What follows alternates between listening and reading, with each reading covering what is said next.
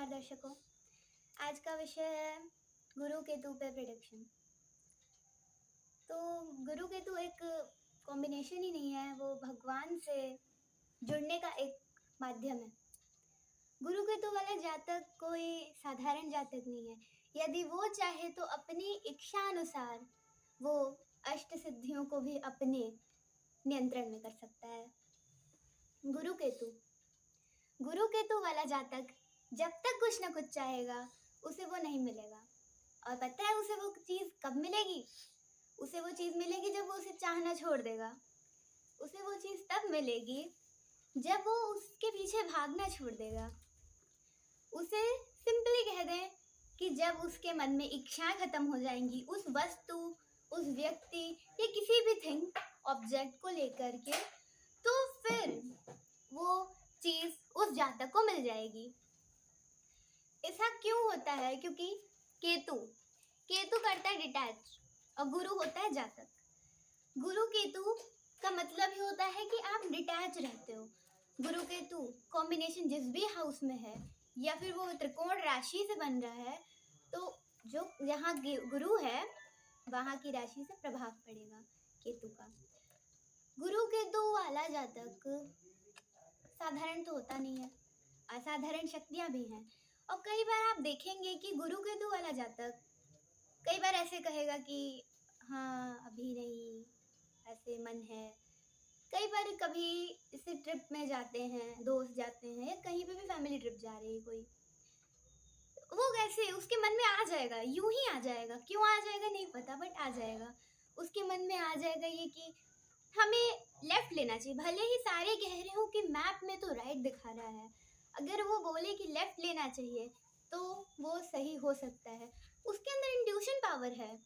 वो जो बोल रहा है वो खुद से नहीं बोल रहा, वो कहीं ना कहीं उसे ऐसा लग रहा है, उसे ऐसा फील हो रहा है कि इंट्यूटिव पावर है उसके अंदर। तो उसे ऐसा लग रहा है कि शायद लेफ्ट लेना चाहिए।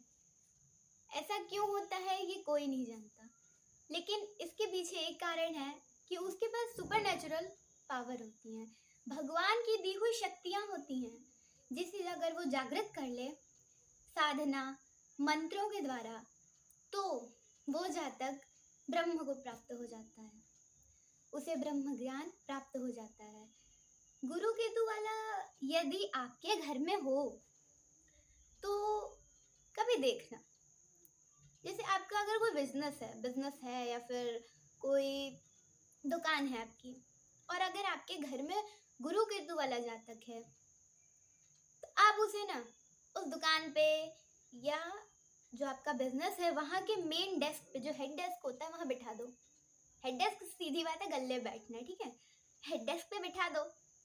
हेड डेस्क पे जब बैठाओगे लोगों का आना शुरू हो जाएगा, कस्टमर आएंगे। गुरु केतु वाले जातक जो होते हैं जहाँ पर भी खड़े होते हैं वहाँ भीड़ आनी शुरू हो जाती है। क्यों आनी शुरू हो जाती है? क्योंकि वो अट्रैक्ट कर लेते हैं। लेकिन ऐसा सारे गुरु केतु जातक वालों से नहीं होता। ये उन्हीं गुरु केतु जातक वालों के साथ होता है जिनका गुरु केतु पॉजिटिव हो। पॉजिटिव का मतलब कि वो गुरु केतु जो है वो पॉजिटिव यूज कर रहा है। पॉजिटिव और नेगेटिव में अंतर होता है, सब जानते हैं, पर इसका अंतर क्या है? गुरु केतु जिसका पॉजिटिव होगा ना, वो व्यक्ति किसी बात को बहुत देर तक पकड़ के नहीं बैठेगा।